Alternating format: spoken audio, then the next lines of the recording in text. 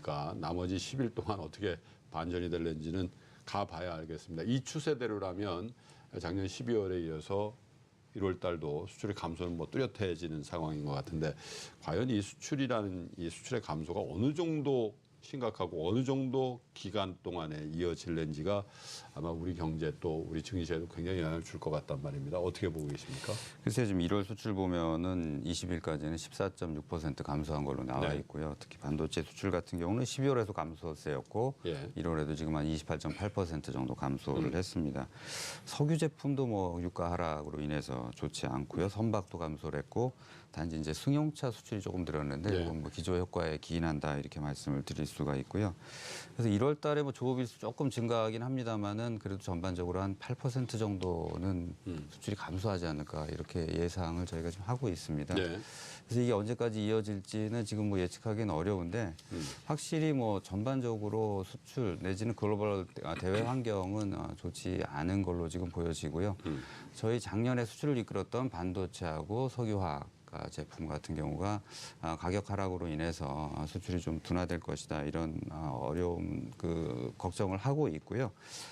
반면에 이제 지금 미중 무역 분쟁이 어떻게 되느냐 이런 부분도 지금 대중 수출이 둔화가 되고 있는데 미중 무역 전쟁 그러니까 한 4분기부터는 미중 무역 분쟁의 어떤 효과가 조금 나타나고 있지 않느냐. 작년 4분기부터 나타난다는 거죠. 그렇게 보여집니다. 그래서 미중 무역 분쟁이 어느 식으로 어떤 방향으로 해결되느냐에 따라서 조금 그 분위기는 좀 달라질 거라고 보여지고요. 근데 전반적으로 글로벌 무역 자체, 교역 자체가 증가세가 한 2016년 정도부터는 글로벌 교역이 증가하면서 세계 경제 성장을 이끌었는데 그런 부분이 지금 좀 둔화되고 있는 것이 저희 경제에서도 좀 수출 부분에서 걱정을 하고 있는 부분입니다. 그러다 보니까 자연스럽게 IMF도 전 세계 경제 성장률 전망치를 0.2%포인트 낮췄는데 자, 이런 이슈가 생겼어요. 미국과 중국과의 협상이 종료된 건 아닙니다만 를 향해서 지금 가고 있는데 중간 보고 형태로 나온 게 2024년까지입니까? 중국과 미국 간에 지금 한 해에 한 3,500억 달러에 4,000억 달러 넘게 나오기도 하고 뭐 이렇게 무역 적자가 미국 입장에서 나는데 중국에서 2024년까지는 이거 스퀘어로 맞춰주겠다. 그 얘기는 미국산 물건들을 제품들을 많이 사든지 아니면 중국산 제품들을 좀 줄이든지 아니면 두 개 다 동시에 이제 하겠죠. 근데 걱정이 이런 겁니다. 우리도 지금 1월 20일까지 중국향 수출이라는 게 22% 줄었는데 그럼 미국산 물건들 이렇게 미국산 제품 사가면은 물론 우리하고 이제 경쟁 관계가 어떻게 봐야 되겠는데 워낙 물량 덩어리가 크고 사실 우리 한국은 중국의 입장에서 보면 수입 1위 국가지 않습니까? 우리는 수출 1위 국가가 중국이고 그러면 한국 제조업은 어떻게 되는 거냐 이런 걱정도 우리 국민들이 하신단 말이에요. 그 영향은 어떻게 보세요?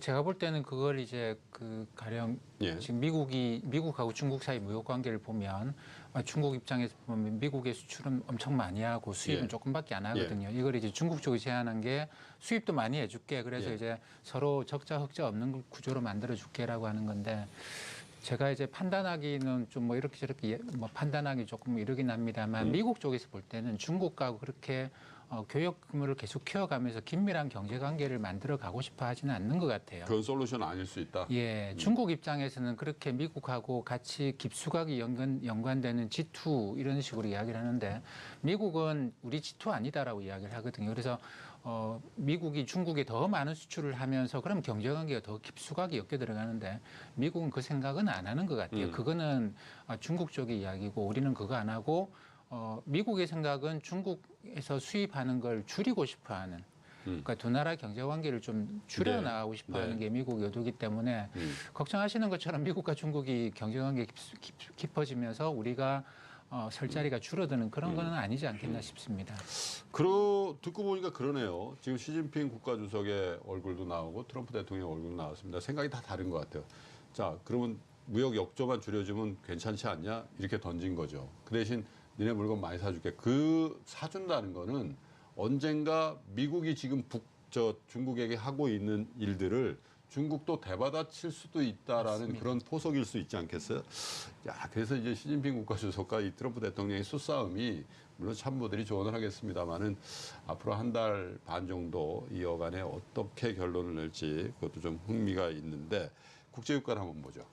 유가는 좀 오르는 예. 듯 하더니 다시 또 좀 54불대에서 좀 진정세를 나타내고 있고요. 예. 또 오펙 회의가 있었는데 이제 그동안 감산의 쿼터들을 다시 좀 재확인하면서 오펙이 감산하기로 했었지 이러면서 다시 오르긴 했는데 사실 예. 그 규모가 많지는 않거든요. 그래서 특별히 지금 뭐 방향성을 나타내고 있는 상황은 아닙니다. 글쎄 50달러 선에서 약간 지지를 하고 있다는 느낌. 상방이 그렇게 많이 열려 있다라는 느낌은 못 받더군요. 보니까 네, 비교적 호재가 맞습니다. 나와도 그냥 53, 54 여기서 그냥 계속 두드려 맞고 뭐 이런 상황인데.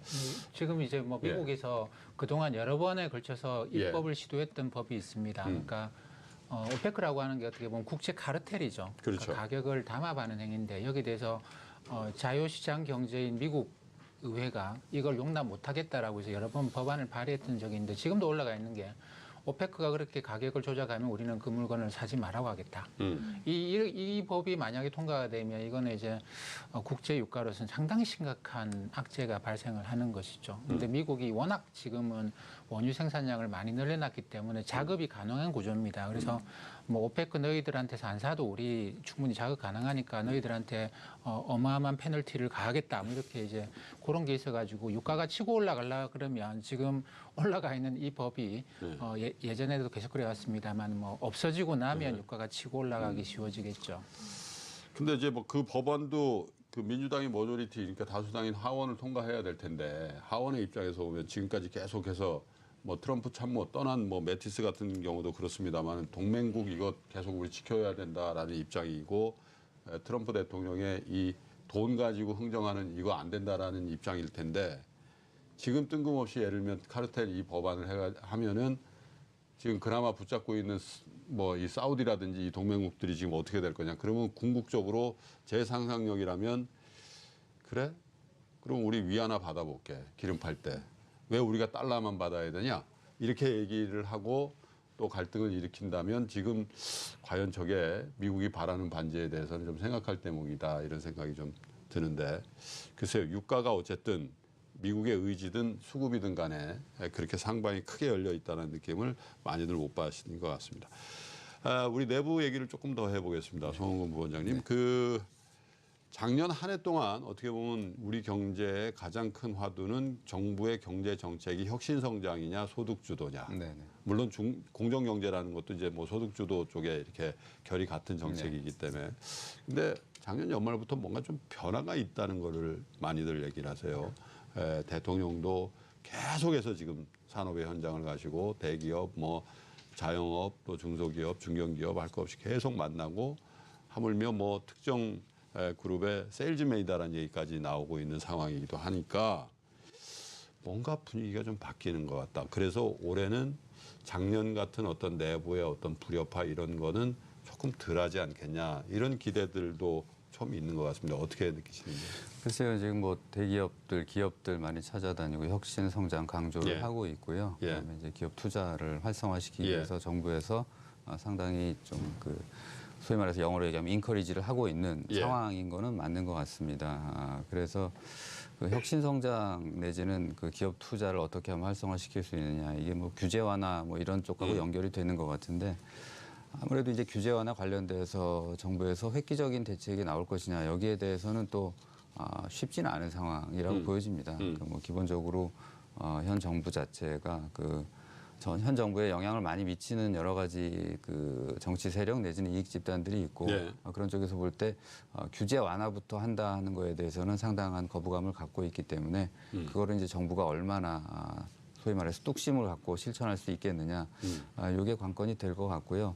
소득주도 성장 정책이라는 것은 뭐 예를 들면은 뭐 속도 조절이라든가 뭐 이런 얘기가 좀 나오고 있는 것 같아요. 그래서 근데 뭐 기본적인 방향 자체는 바꾸지 않겠지만은 작년 내지는 집권 초같이 그렇게 그 부분을 앞에 내세우고 강조하지는 않지 않겠느냐 하는 이런 기대를 가지고 있고요. 그래서 올해는 뭐 기업 사이드나 아니면은 전반적으로 조금 정부에서 여러 가지 노력을 하지 않을까 뭐 이렇게 보고 있습니다. 실제로 그 뭐 재계분들을 많이 만나시는 입장이실 테니까 그런 어떤 정부 스탠스의 변화라든지 이런 게 실제로 체감이 되면 기업의 투자 활동이라든지 그런 결정 구조에 영향을 받는다고 합니까? 그거는 그냥 표면적으로 기자회견 할 때나 뭐 만나서 악수할 때나 그런 거지. 우리 살림 우리가 하는 거지.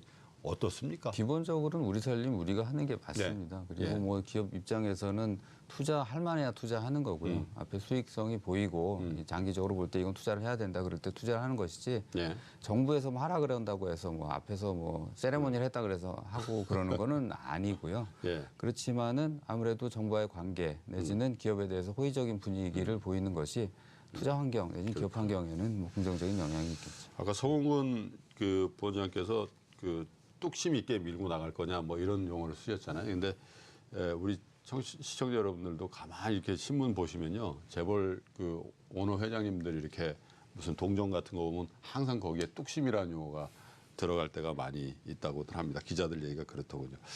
자, 김일구 사모님. 자, 스탠스를 좀 바꿔서 글로벌로 좀 나가보겠습니다.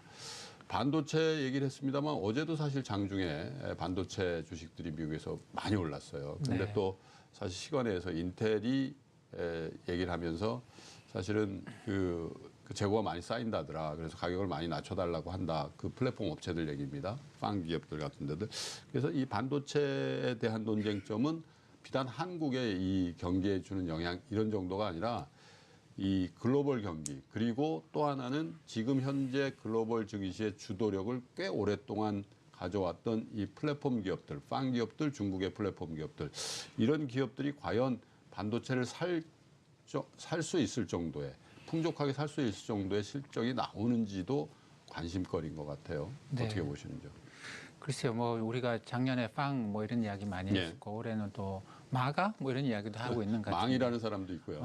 예. 근데 제가 볼 때는 그쪽에 대한 관심을 좀 낮춰주시는 게 좋을 것 같아요. 반도체 수요가 그렇게 예.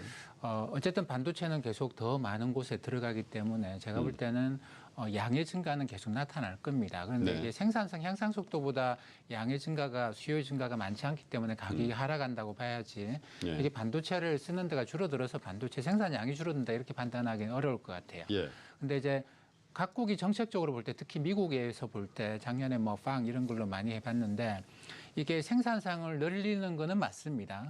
그래서 숫자로는 나오는데 고용 창출 효과가 별로 없어요. 예. 그리고 이제 이것도 특히나 중산층을 만들 만큼의 양질의 일자리를 만드는 효과가 사실 반도체나 이쪽 IT 산업에서는 그런 효과를 잘 못 냅니다. 아주 부유한 소수를 만들고 그리고 이제 고용 창출 효과가 별로 없고 이러다 보니까 미국에서는 지금 중심을, 그러니까 경제정책의 중심을 좀 인프라나 중화학 쪽으로 돌리고 있는 중이거든요. 그건 기계 산업이요. 트럼프한테도 굉장히 중요하겠죠. 예. 그쪽이 오히려 자기한테 표를 몰아줄 가능성이 농후한다니까. 맞습니다. 민주당도 마찬가지인데 이 양질의 고용을 만드는 거는 뭐 어느 당이든 자기가 주력으로 경제정책을 짜려고 하는 거기 때문에 그래서 IT는 많이 해봤는데 좀 우리가 정책적으로 지원을 계속해 주는 건 아닌 것 같다라고 하는 게 글로벌하게 대부분의 나라에서 느끼는 것 같고 거의 대부분의 국가에서 이제 양질의 고용을 창출할 수 있는 예. 기계. 우리나라도 지금 수소차 이야기는 그 이야기라고 저는 생각을 하거든요. 이게 양질의 고용과 관련된 부분이 워낙 많아요. 그래서 반도체 쪽에는 관심이 아무래도 좀 많이 줄어들고 그래서 수요가 그렇게 늘어나지 못할 것 같다, 가격이 떨어질 것 같다 이런 생각들을 하는 거 정상입니다. 제가 봐도 가격이 계속 떨어지면서 기업 이익은 상당히 둔화가 될 것 같아요. 근데 주가라는 측면에서 보면 그 기업 이익의 감소를 기업 이익이 감소하고 주가의 하락하고는 완전히 다른 이슈일 수 있거든요. 네. 기업 이익이 하락할 거를 미리 알아서 사실 반도체 거래 많이 하는 삼성전자, 하이닉스 거래 많이 하는 국민연금이나 외국계 펀드 매니저들은 이 반도체를 지난 30년 동안 거래를 해오고 있습니다. 그러니까 반도체 경기가 꺾이기 전에 이미 주식을 상당량 팔았어요. 그러니까 이 펀드 매니저 입장에서는 이 기업이 앞으로 10년씩 보면 이 정도 이익은 만들어낼 것 같은데 그러면 이 정도 가격이면 싸다예요. 그러니까 이 사람들 입장에서는 기업 이익이 올해 계속 떨어질 거다. 그건 중요한 게 아닙니다. 올해 떨어졌다가 뭐 내년도 올라갈 수 있는 그렇죠. 거거든요. 그렇기 때문에 이 사람들은 1년만 보는 게 아니고 앞으로 10년 동안 이 기업이 평균적으로 얼마 네. 벌 수 있을까? 그걸로 보면 지금 삼성전자가 시가총액이 우선주까지 합쳐도 300조가 안 나오거든요.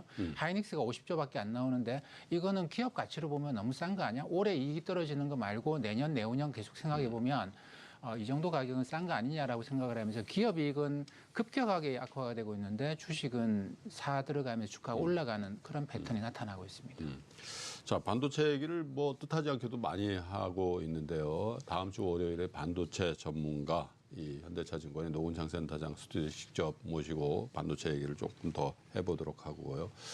외국인 동향이 좀 특별했어요. 1월 들어와서 꽤 많이 샀단 말이에요. 물론 최근 들어서 약간 매수라든지 이런 게 흐릿해지고는 있습니다만 어떻게 해석을 해야 되고 동향은 어떤지 설명을 해주세요. 일단 코스피는 이번 주에 한 8천억 원 정도 샀거든요. 근데 23일에 갑자기 순매도로 돌아서면서 네. 이제 바뀌나 이제 연초 효과가 끝나나라는 네. 그런 우려들이 있었는데 그 다음 날은 더 많이 사고 이제 오늘도 이제 아까까지 매수를 하고 있었거든요. 네. 근데 보면 아직까지는 이제 신흥국 전체적으로 자금이 다 같이 들어가고 있고요. 대만 시장에서도 외국인들은 주식을 계속 사고 있고 예. 이제 뭘 사는지를 보면 이제 삼성전자나 이제 하이닉스, 그러니까 예. 말씀하셨듯이 이제 약간 저평가에 대한 인식도 있고 그동안 계속 팔아왔기 때문에 네. 그런 인식도 있는 것 같고 또 일각에서는 5G 얘기도 하긴 하더라고요. 그러니까 단순히 네. 저평가만은 아닐 거다. 어쨌든 외국인은 계속 주식을 사고 있는 상황이고 채권 같은 경우는 한 1,000억 원 넘게 순투자를 좀 줄였습니다. 근데 예. 별로 시장에서는 크게 이제 신경 쓰지 않는 정도의 수준으로 좀 보고 있습니다. 글쎄요. 외국인 매수세가 물론 이제 간헐적으로 매도가 나옵니다만 전승지 연구원 설명대로 비교적 예상 밖의 매수 규모와 지속력이라고 우리가 평가할 만한데 과연 그것이 글로벌 자산 배분이라는 측면에서 신흥국 쪽 그리고 위험 자산 쪽에 대한 경향성을 가진 투자라고 봐야 될지에 대해서는 사실 한 2월 정도까지는 좀 더 지켜봐야 될 것 같다는 생각이 들고요. 자, 중국 쪽으로 좀 가보겠습니다. 중국이 어쨌든 연간으로는 사상 최저 성장률이 나왔고 대신 사실 시장에 주는 영향이라든지 이런 건 거의 없었던 것 같고 오히려 이제는 바닥을 좀 치는 거 아니냐 그런 기대들도 있는 것 같습니다. 중국 경제에 대해서는 어떻게 보시는지요? 중국 경제 이제 작년 그 성장률이 6.6%가 나와서 뭐 많이 떨어졌다 이렇게 생각들을 하시지만 저희가 보기에는 뭐 예상과 부합되는 수준이고요. 중국은 6% 중반대 성장을 하는 국가가 됐다 이렇게 생각을 하는데 다만 이제 4분기에 이제 무역 분쟁 영향이 있어서 수출 증가율이 크게 둔화가 됐고요. 1분기 비해서는 뭐 3, 4분기가 많이 떨어진 건 사실입니다. 그리고 12월에 이제 PMI가 50 이하로 처음으로 이제 16년 이후에는 처음이었던 것 같고요. 그래서 전반적으로 이제 수출 증가율이 둔화하고 중국이 갖고 있는 여러 가지 문제점들이 있습니다. 부채 문제라든가 뭐 그림자 금융 문제라든가 이런 것들이 있는데 그래서 올해 같은 경우는 그 무역 분쟁 영향이 이제 어떻게 될지는 잘 모르겠지만은 무역 분쟁의 영향, 그다음에 글로벌 경기 부진 이런 것들로 인해 가지고 수출 증가율이 떨어지고 그다음에 고정 자산 투자도 계속 좀 줄어드는 양상입니다. 중국 같은 경우. 그래서 성장률을 한 6.2% 내지 6% 초반대로 대부분 전망을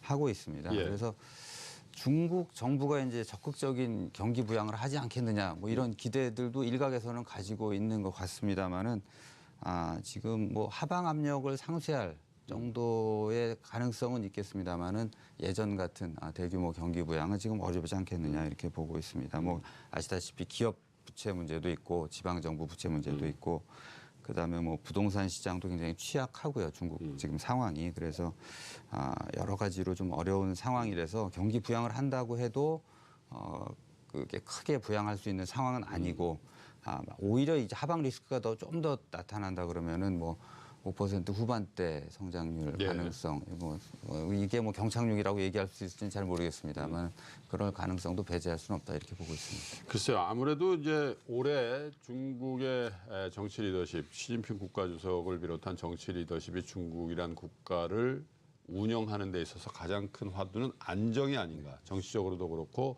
관계라는 측면에서 그렇고 경제라는 측면에서 막 이렇게 뭐 부스팅을 해가지고 키우고 이런 건 아니고 더 이상 급격한 하락이 없도록 안정화를 할 수 있는 그런 정책들이 나올 것 같은데 간헐적으로 계속해서 중국인민은행에서 시중 유동성 조절을 통해서 계속 경기 부양에 나서고는 있어요. 경기 부양인지 금융의 부양인지 모르겠으나 지금도 최근 들어서도 그런 조치를 한번 했죠. 예, 계속 사실 예. 그리고 설도 앞두고 있기 때문에 예. 통상 설 앞두고는 이제 일반적으로도 이런 유동성 확대 조치를 하고요. 근데 지난 15일에 그 중국의 인민은행 상무부 발개이가 이렇게 모여가지고 공동 기자회견을 했습니다. 그래서 예. 이제 경기 부양에 대한 얘기를 했는데 네, 결론적으로 봤을 때 할 거긴 할 건데 이제 유동성도 과하게는 안 풀겠다. 그리고 그 정부 그 부양하는 것도 지출보다는 감세 쪽으로 하겠다. 그러니까 뭔가 다 하긴 할 건데 좀 조심스럽게 할 거라는 걸 내비쳤거든요. 그래서 뭐 아직까지는 이게 뭐 말씀하셨듯이 막 부양을 막 이끄는 그런 정책이라기보다는 안정을 좀 경기 하방을 좀 막는 정도의 정책으로 봐야 될 것 같아요. 글쎄요, 워낙에 이제 미국과의 관계가 주는 그 임팩트가 워낙 클 것 같으니까 자기네들이 너무 일방적으로 가놓고서도 뭔가 이 혼란스러운 장면이 나오면 이제 그때는 더 미국한테 휘둘릴 가능성이 있다 이런 생각을 할 것 같은데 다보스의 왕치산 2인자라고 하죠. 국가 부주석이면서도 사실은 시진핑과 그냥 가장 밀접하게 독대할 수 있는 사람이 이제 왕치산이라고 얘기를 하고 또 정치적으로 반대쪽에 있는 사람들 입장에서 군기반장 역할을 하는 분인데 아주 강하게 자국 우선주의라든지 이게 트럼프 얘기겠죠. 이런 거 안 된다 이렇게 얘기를 했어요. 뭐 당연한 얘기일 수도 있는데 어떤 그 의미로 해석을 해야 될지요. 글쎄요, 지금 자국 우선주의는 트럼프에만 국한된 예. 그런 것은 아닙니다. 그러니까 각국에서 좌파 우파 정치인들을 막론하고 예. 일단 고용을 하려는 전략을 쓰는데 그러다 보면 아무래도 외국에서 수입해오는 거를 줄이고 그리고 외국에 나가 있는 기업을 다시 받아들이고 뭐 이런 것들을 많이 하려고 하죠. 그래서 가령 이제 미국에서 지난번 대통령 선거 할 때는 민주당의 버니 샌더스 후보가 가장 급진적인 정책이었는데 이번에는 아마 이제 뭐 그 민주당의 그 엘리자베트 워렌 후보 상원의원 이런 분이 아마 가장 급진적일 거예요. 근데 이분이 최근에 자기의 경제 정책의 기본을 낸 적이 있는데 이것도 보면 자국 우선주의예요. 가장 급진적이라는 정책이. 그러니까 기업들한테 사회적 의무를 부과하겠답니다. 고용을 유지하고 지역 사회를 위해서 돈을 쓰는 이런 의무를 부과하겠대요. 이게 보면 자본주의 근본을 해치는 것 같긴 한데 이것조차도 자국 우선주의예요. 그러니까 글로벌주의가 퇴색을 하고 자국 우선주의가 좌파든 우파든 트럼프든 엘리자베트 워런 상원의원이든 이쪽에서 다 같이 자국 우선주의에 나타나고 있기 때문에 그러면 이제 이거는 한국이나 중국처럼 개방돼 있는 국가, 그러니까 수출을 많이 하고 수입도 많이 하는 국가한테는 굉장히 치명적인 세계 경제 흐름이라고 봐야 됩니다. 그래서 이 부분에 대해서 계속 이제 뭐 우리도 마찬가지 아니겠습니까? 우리도 마찬가지고 중국도 마찬가지겠습니다만 국제사회에서 계속 목소리를 내는 것이죠. 글로벌로 계속 가자. 그러니까 우리가 더 열심히 일하고 더 열심히 일하는 곳에 잘 만든 물건을 싸게 사고 그런 식으로 우리는 각국이 가장 서로 간에 밀접하게 연관돼서 가는 것이 좋지 않겠는가. 뭐 우리나라의 고용만 늘리겠다. 이거는 나쁘지 않겠는가. 이런 이야기를 계속 합니다만 지금 어떻게 보면 여러 나라에서 그냥 좀 그 메아리밖에는 빈 메아리밖에는 공허한 메아리밖에는 안 되는 그런 것 같아요. 꿈쩍도 안 하니까 그런 거죠. 뭐 트럼프가 그죠? 근데 사실 트럼프 대통령이 그 미국의 제45대 대통령이 될 수 있었던 그 근간이 그런 거 아니겠어요? 뭐 예를 들면 세계화로 표상이 되는 어떤 이 제조업은 신흥국, 금융 서비스는 미국을 비롯한 유럽을 비롯한 이 선진국이 뭔가 역할 분담해서 살면 다 행복해질 거라는 그런 환상에서 깨어나자라고 주장한 게 이제 트럼프인데 그래서 걱정이요. 이 트럼프 대통령뿐만 아니라 정반대 쪽에 있는 버니 샌더스 얘기도 하고 또 그다음에 대통령이 나오려고 하는 워렌 의원 같은 경우도 좌파 우파를 떠나서 다 자국 우선주의를 하려고 하는 경향성이 워낙 반세계화의 어떤 그런 정서가 주로 선진국 쪽에 강하기 때문에 이게 초반 아니냐 이런 기류가 그러면 중국과 한국의 미래는 어떻게 되는 거냐. 세계화 돼야지 중국과 한국은 살아남을 수 있는 건데 걱정입니다. 네, 상당히 걱정입니다. 상당히 걱정이고요. 그게 이제 세계화가 진행이 되면서 선진국을 보면은 기본적으로 이제 숙련되지 않은 미숙련 노동자, 미숙련 근로자층의 소득이 어떻게 보면 실질 소득이 감소하면서 그 트럼프의 그 기반이 되는 것은 러스트 벨트에 있던 그렇죠. 워킹 클래스라고 볼 수가 있는데 예, 화이트 칼라, 예, 블루 칼라, 이제 예, 백인들이죠. 예, 예. 예. 그런 게 이제 전반적으로 다른 선진국에도 마찬가지로 지금 그 확산이 되어가고 있는 것 같아요. 네. 그러면서 지금 아시다시피 글로벌 교역 증가가 둔화되고 있다. 예. 거기다가 이제 그 영향으로 인해서 글로벌 투자도 지금 둔화돼가고 그렇죠. 있는 상황입니다. 예. 지금 보면은 2017년 말 보면은 이제 2017년, 18년 보면 유로존도 그렇고 일본도 그렇고 예. 투자가 좀 둔화가 되고 있고요. 미국만 유일하게 좀 투자 증가세인데 미국도 지금 보면은 2020년에서 24년 사이에는 분명히 경기 침체가 온다. 뭐 이런 얘기를 하고 있고요. 그래서 전반적으로 볼 때 이렇게 투자가 둔화된다는 것은 결과적으로 생산성이 정체가 되고 세계 경제 성장세가 멈춰가는 그런 상황이 될 것이고 우리 같이 대외 의존도 높은 국가에게는 그러니까. 이게 상당히 치명타가 되지 않을까. 그래서 상당히 앞날이 걱정되는 지금 그런 상황이라고 볼 수 있습니다. 그래서 뭐 이 제조업의 비중을 빨리 좀 줄이고 우리도 금융 서비스 혹은 제4차 산업 같은 어떤 혁신 성장이 가능할 수 있는 그런 이 새로운 산업 생태계를 빨리 만들어야 된다는 게 정부가 또 산업계가 해야 될 일인 것 같고 정부도 그래서 뭐 3만 개 스마트 공장 만든다 뭐 이런 걸 하고 있는데 야, 그게 뭐 이렇게 한 해 두 해 만에 될 일인지는 잘 모르겠습니다만 어쨌든 방향을 그렇게 결정을 해야 될 것 같습니다. 유럽 얘기 좀 해볼게요.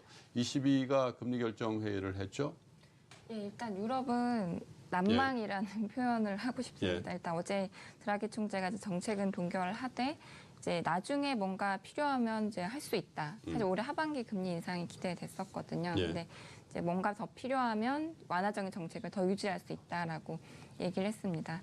근데 또 이제 경기에 대해서는 이제 하방 리스크가 좀 더 커지고 있다라고 부정적으로 얘기를 하기도 했고요. 그래도 어쨌든 침체 가능성에 대해서는 완전히 좀 차단을 하긴 했습니다. 근데 최근에 이제 IMF가 전 세계 성장률 전망치를 내렸는데 유럽은 특히나 1.9%에서 1.6%로 낮췄고요. 네. 그다음에 독일 같은 경우는 어제 독일 정부가 이제 올해 성장 전망을 발표했는데 작년 가을까지만 하더라도 한 1.8% 정도 올해 전망을 했다가 1%로 낮췄습니다. 네. 어유 엄청 낮췄네요. 예, 그 독일의 그 자동차 생산 4분기 자동차 생산이 부진했었거든요. 근데 예. 시장에서는 이게 조금만 지나면 다시 개선될 거다. 마찰적인 요인들이 있었기 네. 때문에 했는데 아직까지 뭐 그런 기미가 안 보이고 있어서 사실 그러니까 17년도에 장이 이렇게 많이 좋았고 신흥국이 좋았던 거는 저는 유럽 경기가 좋았기 때문이라고 생각을 하거든요. 네. 결국 중국이 좋으면 유럽도 좋고 근데 지금 유럽이 안 좋은 게 중국에도 안 좋고 자동차도 글로벌리 안 좋고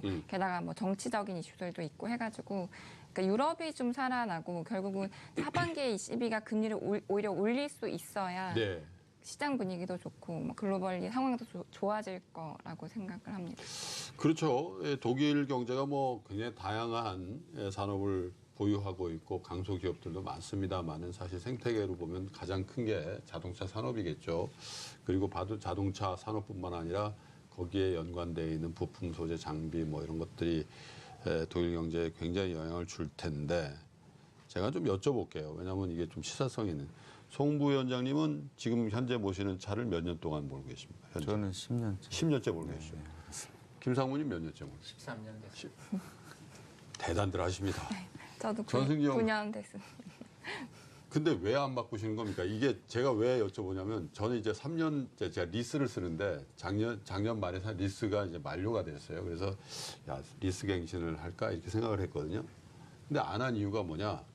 좀 있으면 전기차 내가 사야 될 텐데 좀 있으면 인공지능 내가 사야 될 텐데 그죠? 그런 이제 특별한 계획이 어떤 차종을 찍거나 뭐 이렇게 결정한 것도 없이 그냥 제 생각에 야, 지금 디젤차 이거 또 사야 되나? 바꿔야 되나? 그런 생각을 하게 되더라고요. 그래서 독일 같이 이 자동차 산업이 그리고 미국도 지금 뭐 GM이라는 게 이게 뭐 캐나다에 있는 공장 다 스크랩 한다는 거 아닙니까? 그래서 이 자동차 산업이라는 게 그저 신차 한두 대 나와가지고 해결될 환경인가 지금이 어떤 큰 패러다임의 변화에 이 가운데 들어와 있기 때문에 구조적으로 자동차에 대한 수요는 전통 자동차에 대한 수요는 좀 줄 수밖에 없지 않겠냐 그런 생각이 들어서 여쭤봤습니다. 실례했습니다. 아닙니다. 어떻게 보십니까? 정말 저도 그렇게 보고 있습니다. 예. 예, 그래서 저도 뭐 디젤차 속아서 샀고요. 속아서 사셨어요? 큰일 났습니다. 그다음에 이제 앞으로도 이제 지금 뭐 수소차 얘기하고 있지만 예. 전기차라든가 이런 것들이 그다음에 뭐 자율주행차 예. 뭐 이런 것들이 나오면은 분명히 이제 패러다임이 바뀔 거고요. 이제 자동차 산업 내지 자동차 기업들은 예. 거기에 적응을 하고 좀 혁신을 해야 되지 않을까 이렇게 보고 있습니다. 김상무님은 왜 이렇게 오래 타십니까? 뭐. 제가 저기 출퇴근을 대중교통을 이용하고 차를 잘 안 타요. 그러다 예. 보니까 그래도 고장이 나면 아이고 이거 바꾸자라고 생각을 할 건데 고장이 안 나요. 예, 고장이 안 납니다. 뭐 국산차인데 뭐 그렇게 대단한 차도 아닌데 고장이 안 나요. 그러니까 정말 차를 잘 만들고 그러다 보니까 이제 내구성이 증가하면서 사람들이 좀 더 타게 되는 효과도 분명히 있죠. 가장 연식이 최신인 전승지 연구원한테는 안 물어보겠습니다. 자, 이제 한 5분 정도 남아서요. 세 분께 한마디씩만 여쭤보죠. 자, 우리 경제를 참 걱정하는 그 뉴스나 기사 일변도입니다. 근데 반대쪽에서는 야, 이건 너무 프레임이다. 뭐가 문제라는 거냐. 2.6%, 2.7% 성장하고 있는데. 그렇지 않습니까? 그리고 뭐 소비가 안 좋다고 그러는데 어느 식당 여의도도 그렇고 강남도 그렇고 어디 가보면 대기표 끊어가지고 자리가 없는 데들도 엄청 많다. 이건 어떻게 보면 산업의 어떤 구조가 변하면서 온라인이나 모바일 쇼핑의 구조가 변하면서 우리가 체감하는 게 더 그렇게 냉랭한 거지 그렇게 나쁘진 않다라는 시각도 있는 것 같습니다. 우리 송은근 그 부원장님께서는 우리 경제가 체감도 좋고 지표도 좋아지기 위해서는 가장 급선무로 정부나 산업계가 해야 될 일이 뭐라고 보십니까? 저는 뭐 패러다임 시프트를 해야 된다고 보고요. 우리 주력 산업 경쟁력 떨어졌다는 거는 누구나 알고 있는 거고 예. 거기에서 지금 모든 위기가 발생되고 고용도 나빠지고 있는 거고요. 지금 소득주도 성장은 거기에다가 기름을 부은 격이기 때문에 그게 주 원인이라고 저는 보지는 않습니다만은 예. 주력 산업의 경쟁력이 떨어지고 있기 때문에 그걸 변화를 시켜서 패러다임 시프트를 하고 혁신을 해서 새로운 산업, 새로운 미래 산업 이런 거를 저희가 새로운 성장 동력으로 삼지 않으면은 한국 경제는 계속해서 좀 퇴보할 수밖에 없지 않느냐. 그래서 그것이 가장 큰 문제다 이렇게 보고 정부든 기업이든 첫 번째도 혁신, 두 번째도 혁신 이렇게 해서 그 혁신 하에서 새로운 산업 정책이 적극적으로 구현돼야지만 이 저성장의 구조를 탈피하고 한 단계 뛸 것이다. 네, 이런 그렇습니다. 지금 이 상태가 우리가 선진국에 거의 진입을 했으니까 정상적인 상태다 이렇게 보는 거에는 조금 그런 시각도 있더라고요. 예, 그런 시각도 예. 있는데 네. 그런 시각에는 크게 동의할 수는 없는 국민소득 3만 불 시대에 2.7이 뭐가 잘못된 거냐 이렇게 말씀하시는 분도 더러 있더군요. 자, 김상무님께는 장세에 대해서 좀 여쭤보겠습니다. 비교적 반등을 해서 이제 진행이 되고 있습니다만 어쨌든 이제 얼마나 있으면 설 연휴가 있고 2월이 짧습니다. 2월까지 시장 전망을 한번 들어보죠.